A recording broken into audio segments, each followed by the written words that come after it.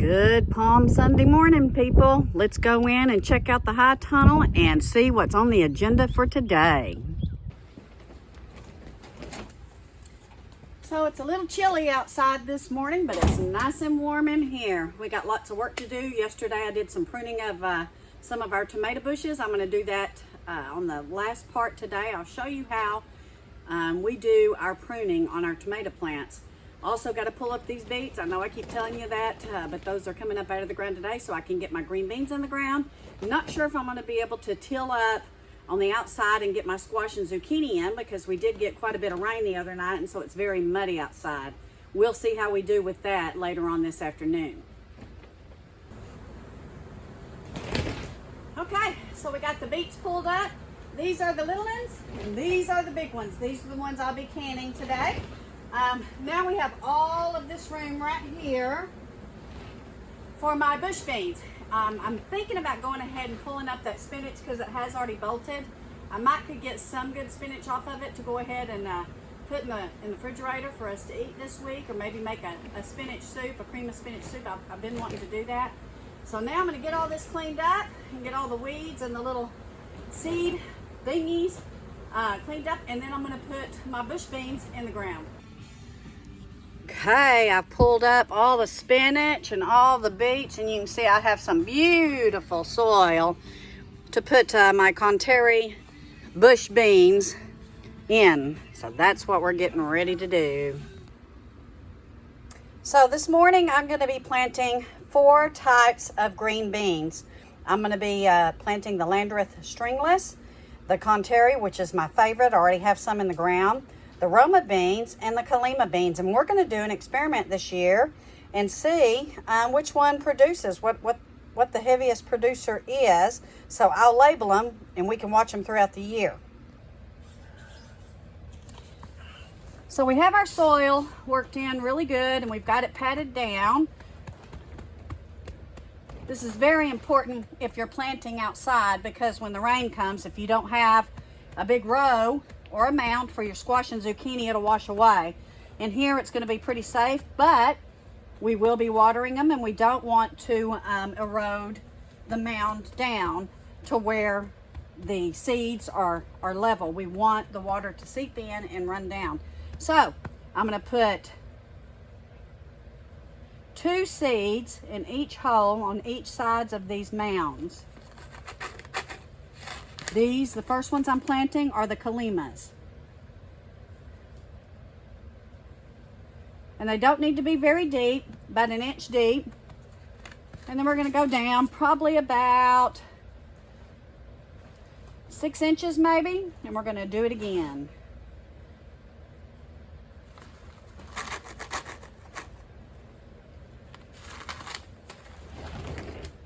And this will give us 2 plants on each side of the mound, and hopefully a lot of green beans for canning. So we're going to go on down the line with these, and then we'll start our other seed pack.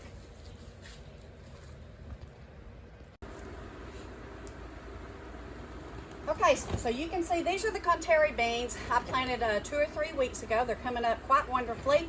Getting the beets out of there is helping them a lot. They need to go ahead and get some sun, and maybe my husband needs to put a little bit of nitrogen on them. But so these are the ones I enjoy the most, because last year, you may recall, I was unable to find the Blue Lake bush. So due to the seed shortage, I had to go with a different variety, and I like it.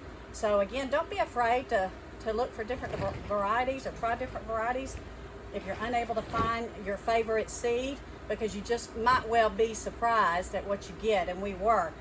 So the bulk of my row is the Conteri beans. I have the other 3 down there.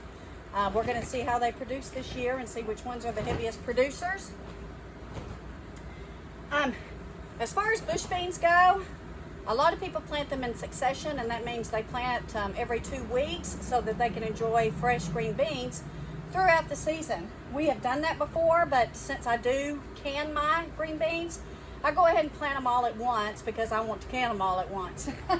So that is the difference between planting all at once and succession. If you plan on eating them fresh, you want to do the succession planting. If you plan on canning them, I would go ahead and plant them all at once. This is my boy Hank.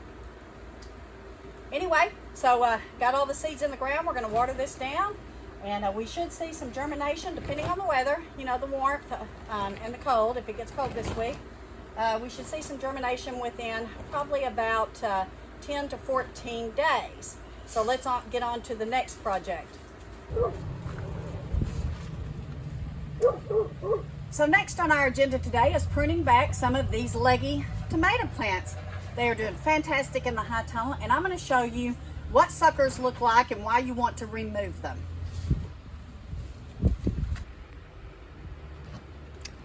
So here is one of our beautiful black creme tomatoes. You can see I have several throughout this bush, and let me show you what a sucker looks like. This is a sucker, and you want to get rid of these because they will begin to exhaust all your fertilizer from your plant and start to feed itself, and it'll almost grow into a whole nother bush. So the way you can do these, if they're small enough, is you can just pinch them off. But since this one is not small enough to pinch off, I'm just going to go ahead. Oh, where are we? Oh, there we are. And clip. So I'm going to do this throughout all of these bushes and try to get rid of all the suckers so I can see what's going on and what fruits I have in my plants.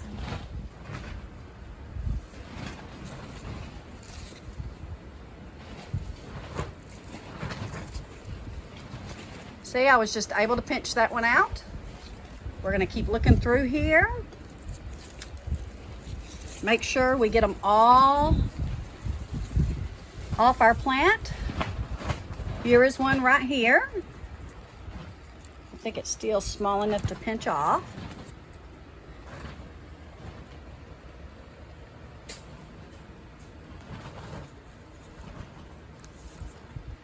And you can see it leaves a very smooth spot there where you pinched it off if you get them young enough.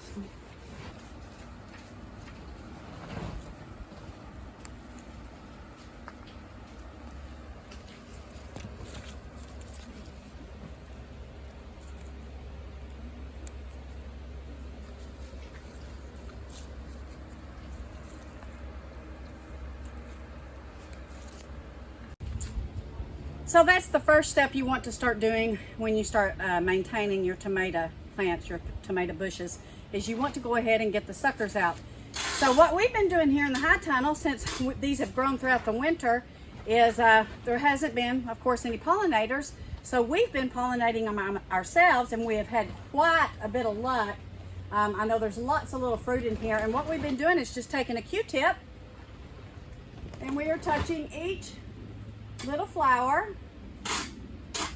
Now you can moisten the Q-tip to help hold the pollens on there. And we just have gone on down the line. And I'm going to show you what happens when you do that.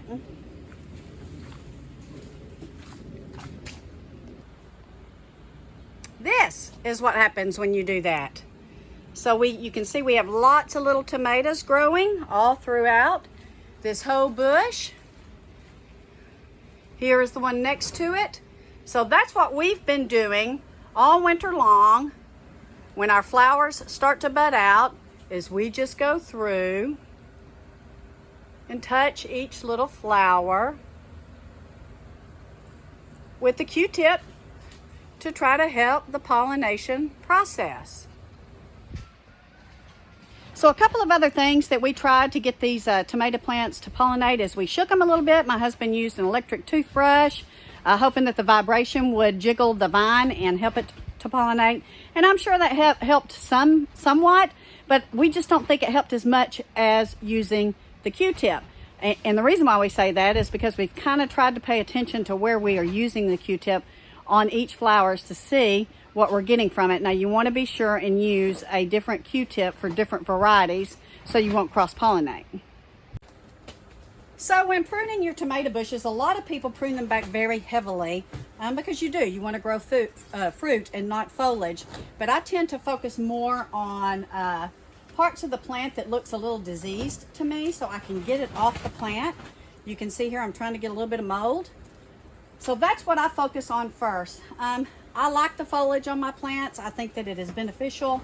I think it helps the photosynthesis process. I may be wrong. I may be talking about something I don't know, but anyway, that's just my preference. So I like to keep foliage on my plants if I'm able to, but I do like for them to get air. Your plants do need to be aerated. So make sure when you're pruning them that you have the foliage removed. See, here's one of them suckers and a little bit of damage. That your plant is getting enough aeration. Hank got in trouble. He was running through my dirt over there that I just planted. They're normally very good when they come in the high tunnel and stay within the aisles, but I think he saw something outside and he had to go chase it, and that's Hank. So in closing, talking about your tomato plants, your tomato vines, is you want plenty of air. You want your leaves to get plenty of air.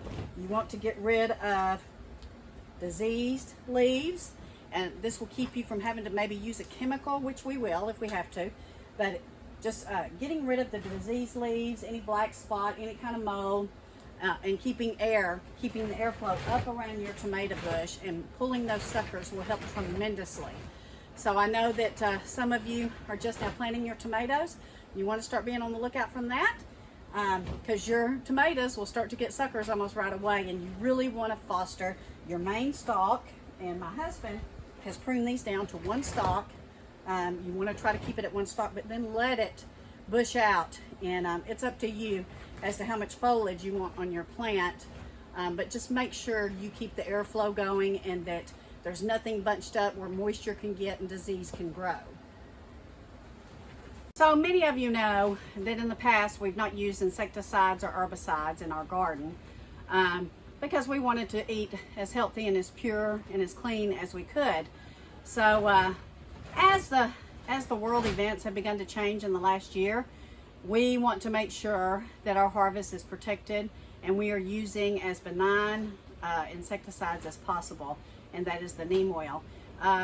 Diatomaceous earth is another one, but I don't like to use that because I think it goes after my ladybugs, and we are going to get some ladybugs and release them in here. Ladybugs are also very effective for certain insects, especially aphids. So that's why we've decided to go ahead and use the neem oil. Neem oil is also a good fungicide. So if you start to get fungus on your big leafy plants, you can use neem oil for that as well. I did get mine off of Amazon, I believe. So another form of insect control that we have chosen are marigolds. We have marigolds intermittent throughout the high tunnel to make sure that they fight off insects as well.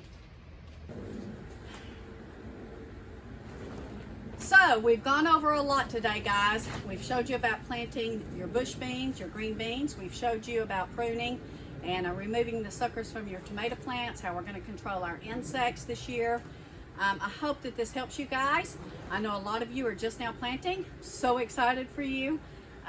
This is such a wonderful time of year. It is the renewing of the season, the renewing of the earth, the renewing of the plants, and I'm very excited to see what we get out of this high tunnel. We've already gotten a tremendous amount, so lots of things are growing. We'll be changing it up as the seasons continue to change and adding more seasonal varieties in the high tunnel. So you want to hit that subscribe button and that like button so you know, and hit that little bell up in the corner and it'll notify you when I post another video. But we have lots of things going on here at the farm. We have another high tunnel coming. That's going to be another seasonal planting, but anyway, you can see that things are growing just wonderfully in here, and we can't be more thankful. We appreciate each and every one of you. Thank you for following us. Thank you for watching us. We will be in touch throughout the week. Take care, God bless, and have a wonderful day.